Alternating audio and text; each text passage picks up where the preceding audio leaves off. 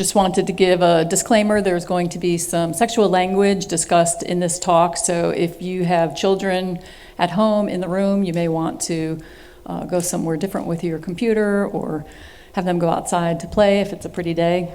I've been inside all day. But in any event, just wanted to let you know that. I'm very pleased to have our next speaker. Kim Leppert is going to be doing a conversation about sexual addictions. Kim has been working with individuals, couples, and families for more than 25 years. Since 2013, she has been educating and assisting people in their journey of recovery from sexual addiction, pornography addiction, partner betrayal, and improving coupleship intimacy. Kim conducts individual sessions and couple sessions, as well as facilitating weekly recovery groups. A trauma therapist by nature, she has a background working with domestic violence and sexual assault victims. Kim is trained in multiple trauma and maintains her certification in sexual addiction with the International Institute of Trauma and Addiction Professionals and her EMDR certification through EMDRIA. I'm really happy to have her here today, and we'll turn it over to you now, Kim. Thank you. Thank you. So, like Lisa said, there's going to be some language that you might find a little bit, I don't want to say shocking because it really isn't shocking. It's just the words that we normally use that maybe not everybody's comfortable saying. And that's kind of how I like to honor the space of our sexuality by not speaking about it as if it's shameful.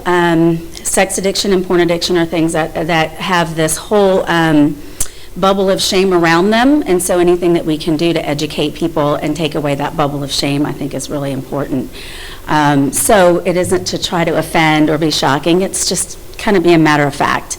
The information that I'm using here is, some of it may be dated already, but it is all obtained through different websites, mostly ITAP, which is the guiding body of sexual addiction therapists. And there's other supportive resources, but there's a lot of people involved in collecting data and information. And with the way that the sex industry, the porn industry, all of those things change so frequently, our work changes very frequently. So I want to start off with by saying, what is an addiction? And let's get that definition down first. Addiction is a brain disease. It's in the form of a compulsive behavior, and it is a pathological relationship with a mood-altering experience, not necessarily a substance, but an experience. It hijacks your prefrontal cortex, which means I'm thinking clearly and I'm making good choices, and it runs on that reptilian part of your brain that's all about survival. And so as I talk through this, I want you to keep something in mind when you're asking yourself, is sex addiction a real thing? Our drivers for survival are sustenance and procreation, sex and food. That is why those are our things that keep us going. And sometimes when you get hungry, you eat the whole cake and don't realize you ate the whole cake till after you ate the whole cake. And you didn't mean to, but you feel sick and you know you wouldn't have done that.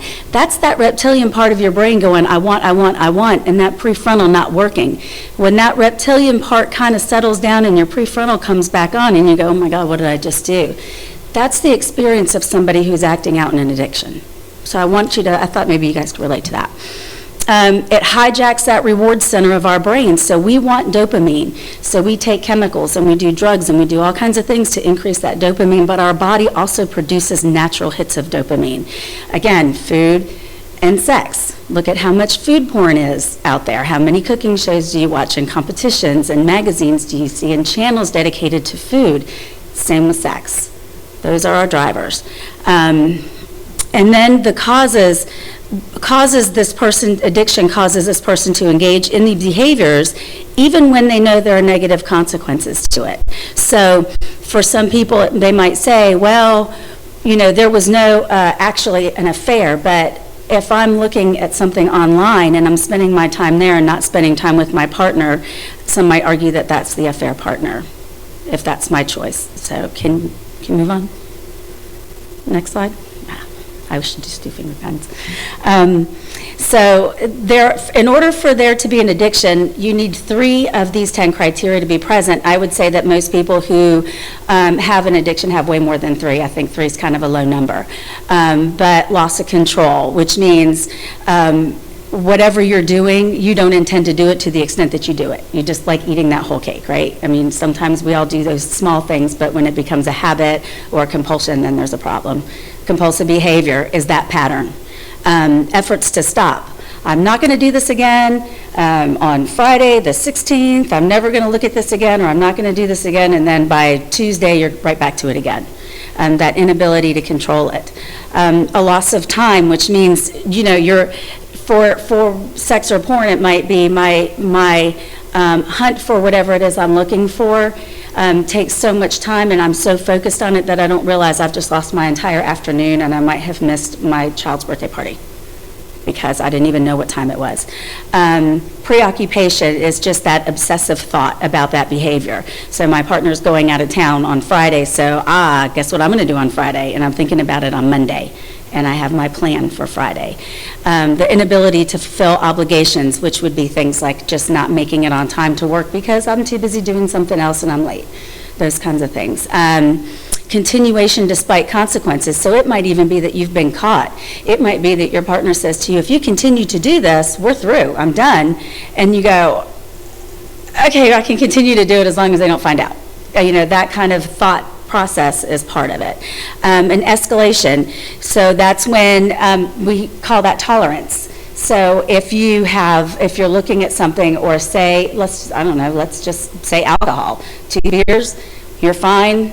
And after a while, 2 beers in the beginning, 2 beers might get you drunk. After a while, you have to go to bourbon to get drunk because beer doesn't get you drunk anymore. So your tolerance builds up, and it's like that with anything, sex, food, porn, any of those things. Anytime that you've lost things because of what your behavior is, any significant losses, losing jobs, that kind of thing. And then withdrawing, when you stop the behavior, do you become irritable?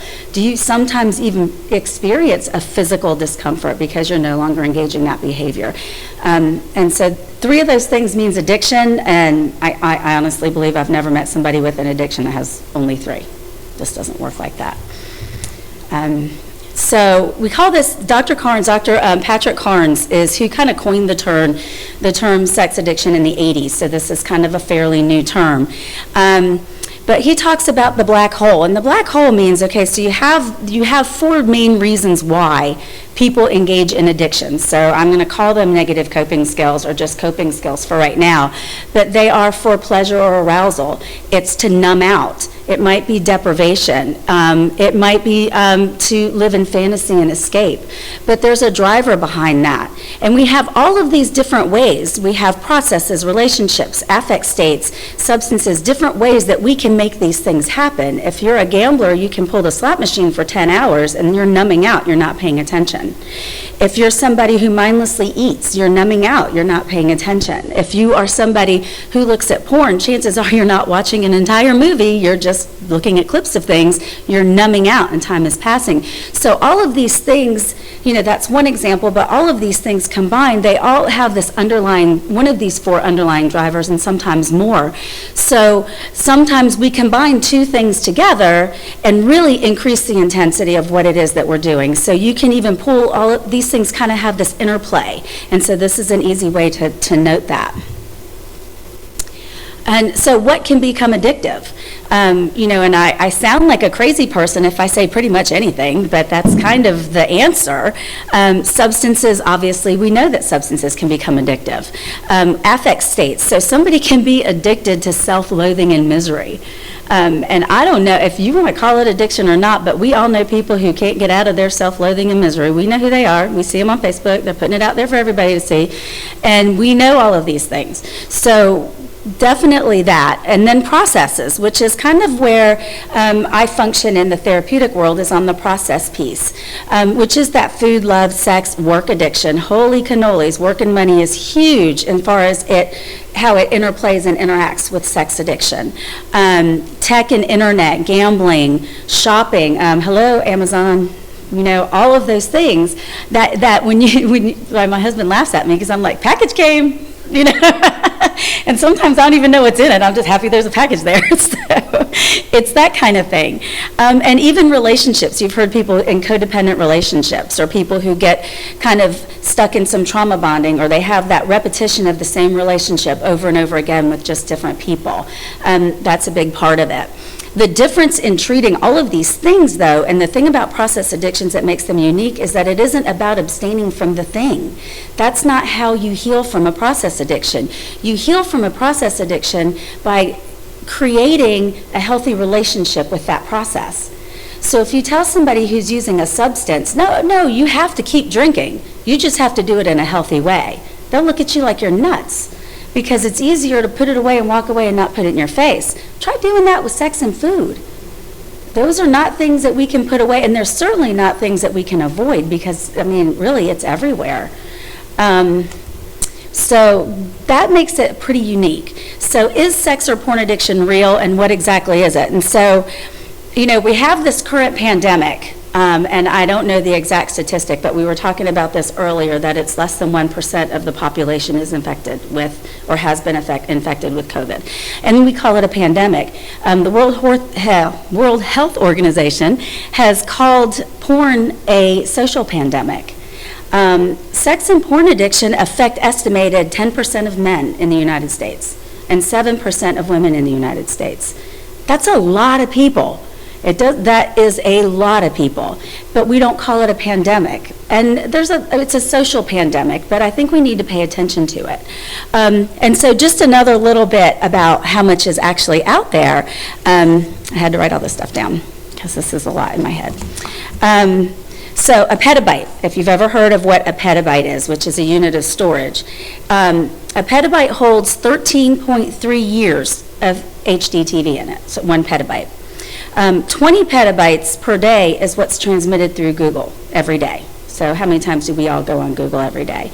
50 petabytes will hold, this is the one that blows me away, will hold the entire written works of mankind from the beginning of recorded history to now in all languages.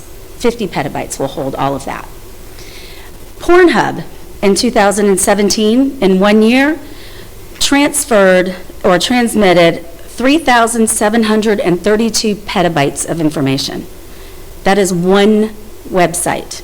There are 5 URL addresses just for porn. That's a lot of people looking at a lot of things. And in 2016, it was estimated that 28.5 million visits that year were made to one website, to Pornhub, 81 million each day. So it is a problem. I don't know how to say it isn't. It is a problem. So as we move on, sex and porn addiction aren't about sex or porn, though. What they are is about attachment.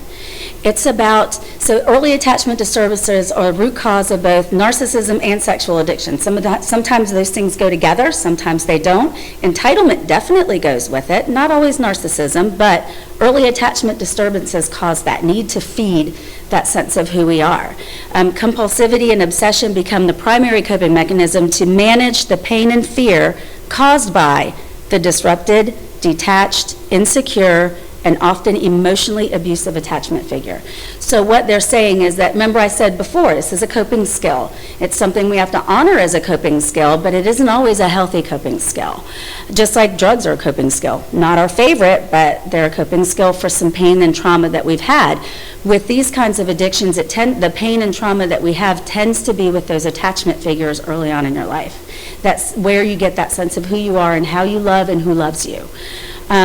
And healing from these attachment traumas is part of treatment. So if we tell somebody to just stop doing whatever it is that they're doing, and we don't do the healing with the attachment, what they're going to do is, remember that slide with that black hole, they're just going to go to something else to fill that piece.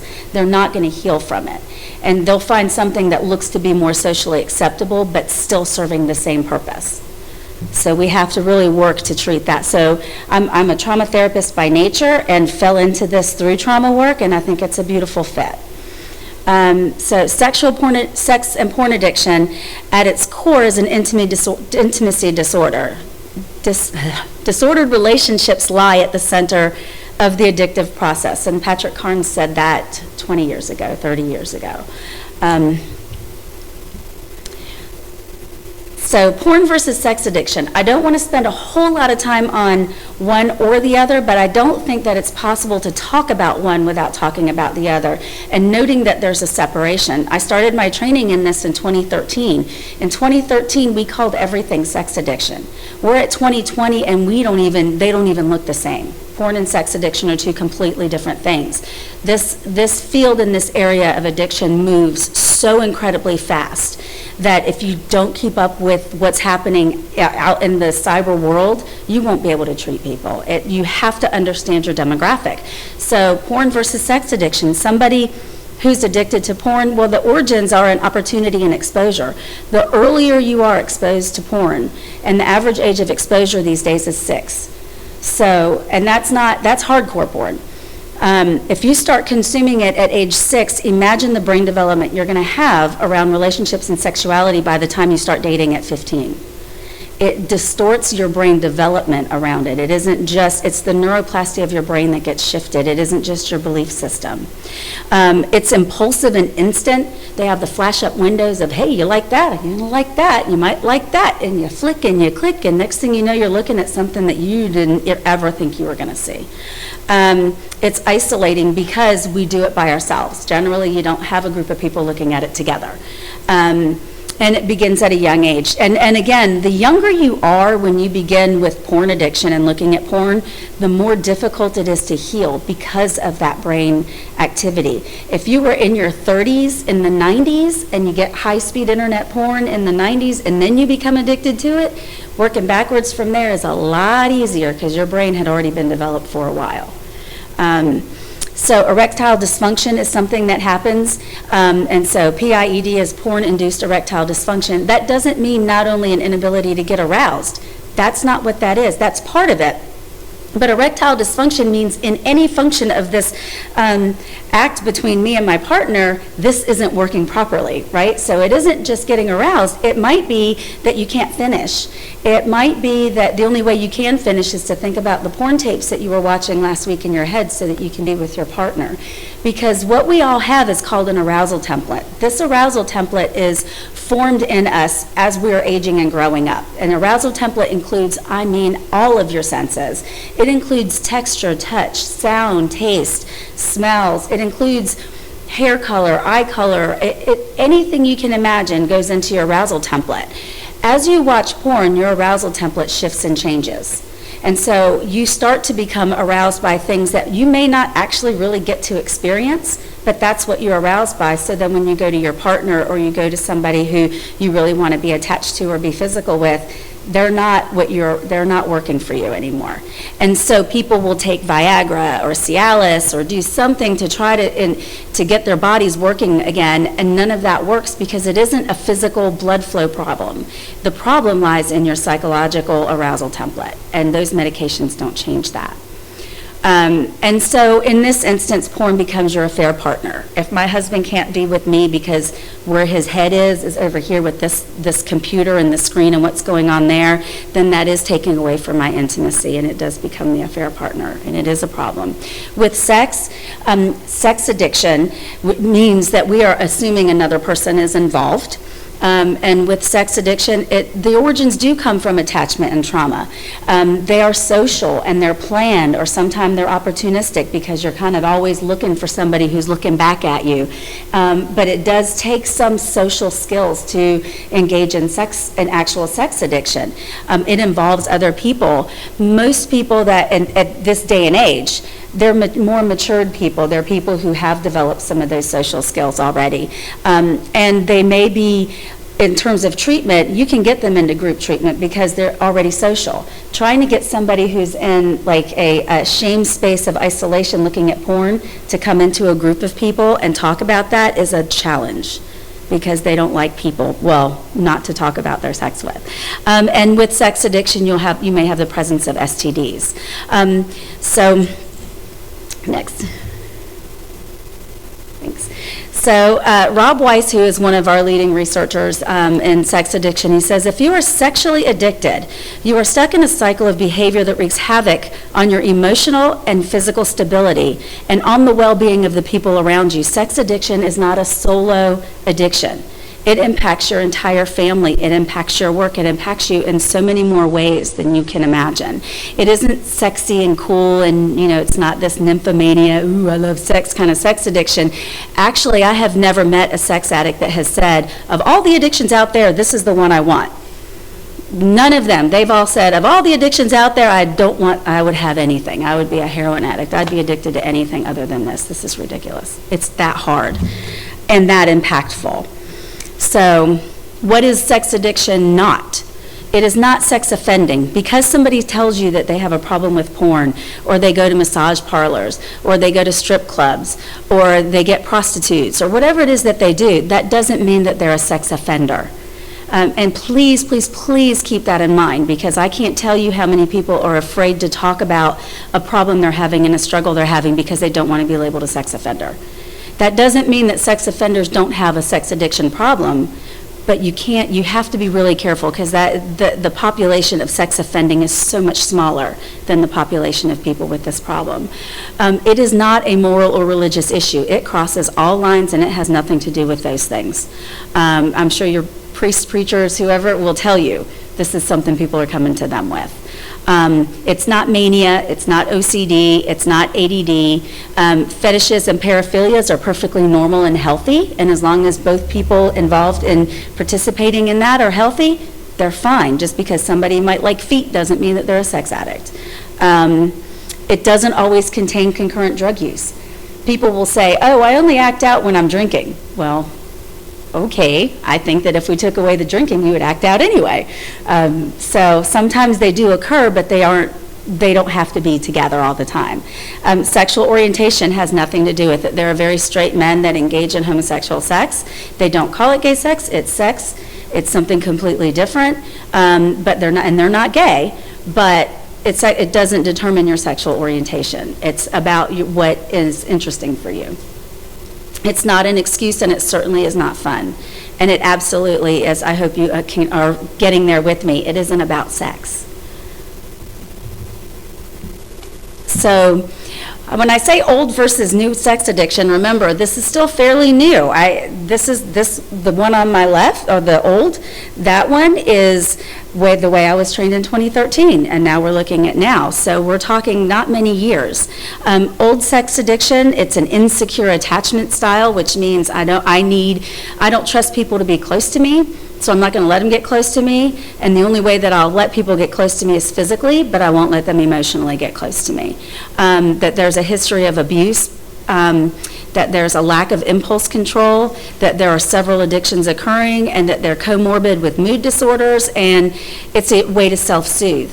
That doesn't mean none of that's true, but that's not the model we look at now. What we're looking at now is that there is a rapid onset for this new version of sex addiction that we're seeing. It is very much tied to internet technology. There is graphic content online, chronic graphic content online, that's triggering what our arousal is. So if you can imagine that you're somebody that grew up never thinking that you would be attracted to a same-sex partner, but you've been flooded with this information and this content of same-sex partners, you might get curious about it. Early exposure, that's more, again, this stuff, the internet got real big in the 90s. If you've been born past, post the 90s, you've had internet, high-speed internet your whole life. You've had exposure to this your whole life. I haven't, I'm a little older than that. There's limitless novelty to the content. So I think Trish said earlier that the brain likes novelty. And there's a thing called the Coolidge effect. And so this guy, Gary Wilson, he has this website called Your Brain on Porn, and it's pretty awesome. If you ever want to go look at it, there's some wonderful information there. And Gary Wilson's kind of cool, geeky guy, and he talks a lot about the brain development and stuff. So he talks about the Coolidge effect. The Coolidge effect, there's a story behind it. So Calvin Coolidge, President Coolidge, and his wife are at a farm, and they see a rooster and a bunch of chickens, and the rooster is just getting up on all these chickens and having him a good old time. And his wife says, oh, look at that. That's a pretty virile rooster. You could take lessons from him. And Calvin Coolidge looks at his wife and goes, yeah, but he's not with the same old hen every day. He's kind of a jerk, but, she kind of poked at him. But the point is that there since have been studies done where they used, see, I'm making myself laugh now.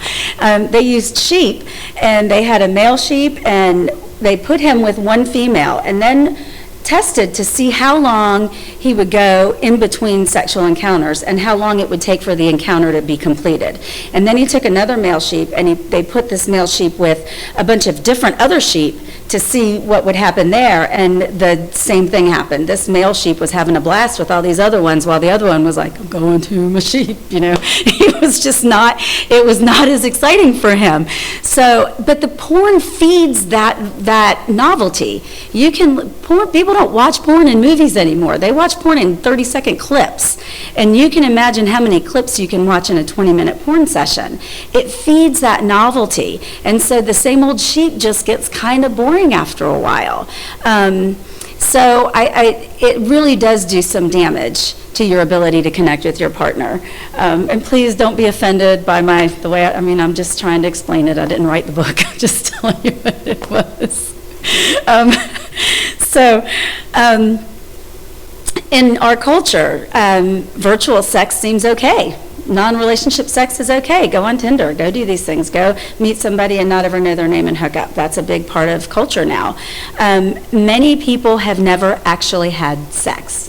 They have only had virtual sex.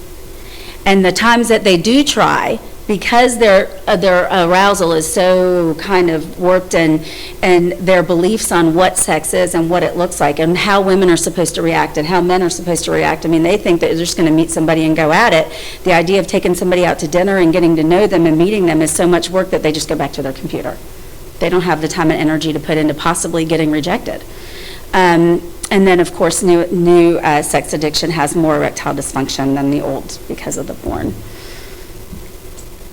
So this is an old graphic about the making of a sex addict, and I think it still stands true. Now we're talking about sex addict, not porn addict, so I have to make that distinction. And I'm not going to go over every single thing here, but it's a cycle, and these things all go together. And so you have this sexual behavior that may coexist with another addiction, and then those addictions interact together to increase that dopamine or arousal or whatever that hit is. And then when you combine all of that with, oh, well, we've had addiction in our family forever. That's what we've always done. And there's some complacency around addiction and around using negative coping skills. And then you add in some attachment trauma along with that says, if nobody's going to meet my needs but me, I have to meet them myself. Adding into the trauma factors being, there are different, shame is a big trauma factor, meaning a reaction to trauma. Repetition, bonding, those kinds of things factor in. And then you take all of those things, and guess what you end up with? You end up with sex addiction. And so in order to treat that, you have to note and address all of those things. You can't just look at the behavior, because honestly, it isn't the behavior. The behavior is the mechanism, but it isn't about the behavior. So you have this addictive and acting out cycles. Anybody in addiction may have seen some semblance of this. Somebody with a sex addiction has the belief that I am nobody's going to meet my own needs except for me. Sex is my most important need. If somebody knew everything about me, they wouldn't love me, and I'm not worthy of love. And so that starts at the very top here with that belief system, and that's where they are in their core beliefs. If something triggers one of those beliefs, then they move into what's called impaired thinking. That stinking thinking. It's the way that you rationalize what you're getting ready to go do. So if I'm home and my partner makes me mad, or she rejects me, or he rejects me physically, and I think in my head, well, I worked hard, and I deserve something. I mean, come on, I made the money, or whatever it is that you have in your head that you're thinking, and then you get angry, well, I'll just go take care of it myself. And then you move into the addictive cycle, which is preoccupation. Preoccupation is the plan. Preoccupation is, she's going out of town Friday, I guess I know what I'll be doing Friday. And you kind of think about what you're going to do. Moving into ritualization, which with ritualization comes it's the longest part of the cycle. That part is the part with the highest arousal too. It's the part where you're doing things to plan for that event. So for someone with porn addiction, it's searching for the most perfect video.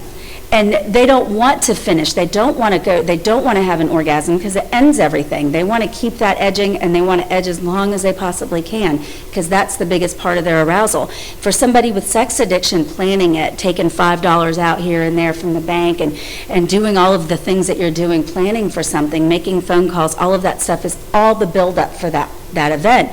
Get the acting out behavior is almost anticlimactic, so to speak, for most people.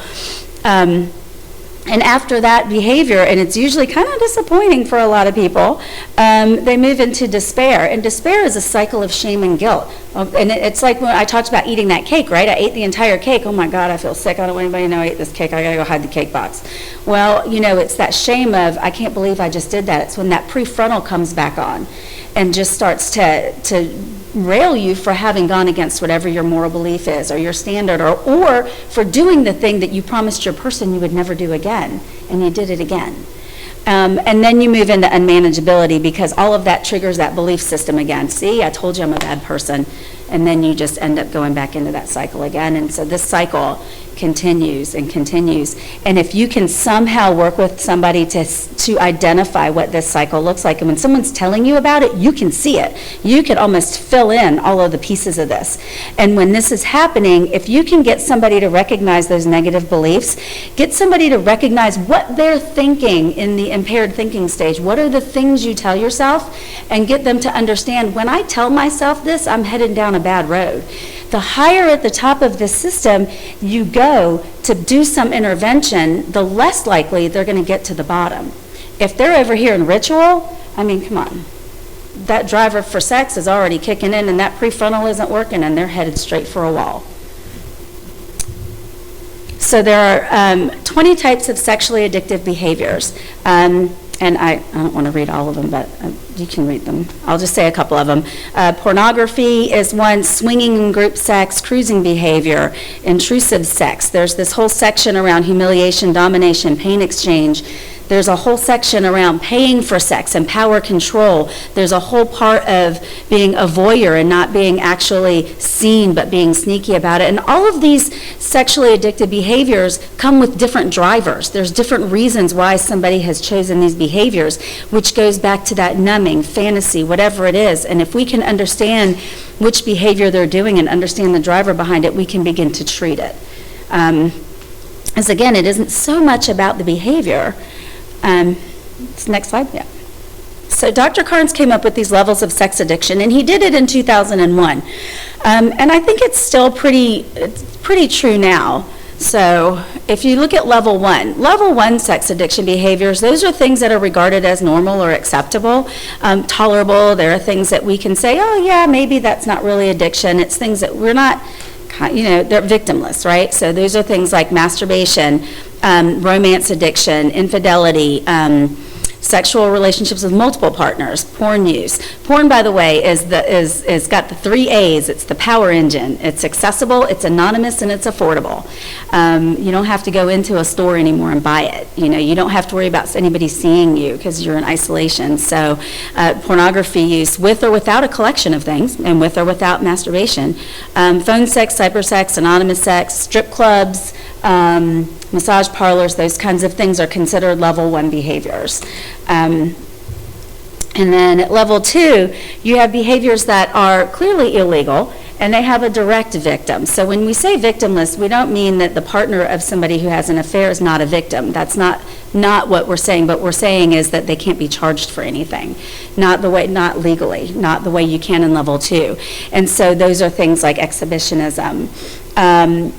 And so prostitution, public sex, obscene phone calls, frauderism. If frauderism is somebody groping you in public and making it look like an accident, subways are known places for people for frauderism. Stalking behavior, sexual harassment, those kinds of things. And when I say sexual harassment, what I mean by that is somebody and I always say, it sounds funny to say this, but somebody pushing their sex on you, which means I want to make you uncomfortable by talking about sex. So I'm going to make sexual jokes, or I'm going to say something overtly sexual, or I'm going to give you an innuendo, and watching you be uncomfortable with that is the arousal for that person. So that's kind of where a lot of sexual harassment comes in. And then level 3, these are the ones that we can say have significant jail time consequences, that rape, child molestation, passing child pornography, some of the rape and snuff pornography, incest, people using their position of power to have sex with somebody they view below them, therapists having sex with clients, clergy having sex with their parishioners, police officers having sex with people, the teachers, that kind of thing. So treatment, sex negative versus sex positive. As a certified sex addiction therapist, I am not a sex negative person. I don't believe you should have vanilla sex for the rest of your life. That would be boring, and I would not want that for me or anybody else. We are very sex positive. The goal is not to abstain from sex, but to have a healthy sexual relationship and to have a healthy relationship with yourself and others around sex. So masturbation is not bad. You just have to be healthy around it. You can't do that to injury. You have to be careful. If sexual behavior occurs between 2 consenting partners, we put on here, carry on. It doesn't matter what you're doing. If you're consensual and you're healthy and you're happy and this is what you like, carry on. If one person feels like they have no choice but to participate in something with another person, then we have a problem. If somebody feels like if they say no, the other person is going to go and cheat on them, we have a problem. And the majority of the time when we see people with in our offices, there's that coercion part where one partner might not overtly say they don't want to do it, but they really know that they can't say no, and it's those kinds of behaviors that are a big problem. Can sex addicts be monogamous? They sure can. They don't have to physically act out to be acting out in their relationship. Objectification and those kinds of things prevent intimacy. So recovery is definitely possible, and we see it all the time. Setting boundaries for yourself, enforcing them, giving yourself and other people the ability to say no. One of my favorite phrases is that a yes is not a yes if no is not an option. And you have to remember that. You have to give yourself and the other person the freedom to say no. Connecting with yourself and then connecting with others. And the thing that is different about healing from sex addiction and other addictions is that people with a sex addiction can't go celebrate a 30-day chip. Somebody who's abstained from alcohol for 30 days can have a party about it, and everybody's patting them on the back and telling them how great they are. The person that's abstained from prostitutes for 30 days doesn't get a celebration. He gets a, well, you did what you should have done in the first place. I don't know why you're celebrating. They don't, there's still so much shame around it. People with sex addiction don't share stories. People with substances and other addictions will share the stories. A gambler will share his victory stories. A sex addict will not share stories. There's so much shame even among each other that it is the biggest part to work through is that shame. So treatment is definitely possible, and it does work. Recovery can be achieved and maintained. So I have listed here different ways that recovery can happen through individual or group therapy. 12-step are great. Having a room where there is no stigma and you can freely speak is a beautiful thing, especially if you've lived in this bubble of shame and this dual life for so long. Psychoeducational information, making sense out of nonsense, I always say. When couples are ready, they can do their couples work, but the partner has to heal from that betrayal too, and that partner has to be given enough time, and that's a whole nother talk, by the way, but that partner has the right and the necessity to heal, whether or not they stay in that relationship. They will bring it forward if they don't. And they're worth it. You are worth it. There's a Beyond Betrayal community that's a faith-based community for women who, I'm sorry, it just is gender neutral. It's for women who've been, whose partners have a sex addiction. There's the SAST, which is the Sexual Addiction Screening Test. The website is recoveryzone.com. And if you go to recoveryzone.com, write this down, unless you're going to get the slide, and take the SAST. It's about 50 questions, and it will give you an idea about whether or not your behavior is a problem. And it's anonymous, it's free, and basically it's a data collection thing, so it's not, you don't have to ever put anything in there. There's also tests for trauma and partners and different things like that, so there's a lot of really cool assessments on that page. There's Sexaholics Anonymous, Sex and Love Addicts Anonymous, Sex and Love Addiction, whole nother talk. ITAP is the leading researching body on sex addiction. YourBrainOnPorn.com, I already mentioned Gary Wilson. And then PureDesire.org, which is the male counterpart to Beyond Betrayal, which is another faith-based program for men struggling with sex addiction. And a lot of the stuff that I do, they do there because it works. So thank you so much for all of you for spending your time with all of us, because we have all liked this. And thank you so much, Russ, for bringing me here today. And I guess that's it. So if anybody has any questions, I'm here. Maybe they don't. I know I missed something. I know I missed something because there's so much information that there's no way in 30 minutes I could have told you everything. Kim, I appreciate you being here and presenting a topic that I don't know that I've ever seen a topic out in our public forum. So this is great information. Appreciate that. And I know you said there's a lot of other things that you could do, other topics on, so we'll call you back this for our is next so big series. Some of the questions that have been texted in. How can one practice better sex positivity? How can an individual practice better sex positivity? Well, I think for some people, the reason we aren't sex positive is because we have a lot of messages that come to us from childhood, and we get messages from our faith, or we get messages from our friends, family, whatever, about what our sexuality is supposed to be like. So one of the challenges is addressing those and understanding where those messages come from, and looking at trying to work past them, and being okay with knowing you have a curiosity and giving yourself permission to explore that curiosity. Doing that without shame is really hard, though, because we do have a lot of messages. We have those messages that come by not talking about sex. You know, I mean, I talk very freely about sex. I was not raised this way. My mom and dad would be like, this is not how I raised her. We just did. It wasn't like nobody was ashamed of it. That wasn't it. We just didn't talk about it. And sometimes not making things feel normal makes them feel shameful. And so we have to really work on some of that in order to move towards being more sex positive. But being open and understanding and moving towards your curiosity is a really big gift. Thank you. How can you confront a partner that is expressing traits of a sexual addiction? So I will share this, that I do not ever call my clients sex addicts. I think that the first thing somebody does is go, nope, not that, nope, you're crazy, you've been watching too much Dr. Phil, there's no way that's happening. One of the things is just talking and listening for words and helping them see that some of the words that clients might use or some of my folks might use are things like an obsession or a compulsion or a habit. It's a habit. I go and do these things.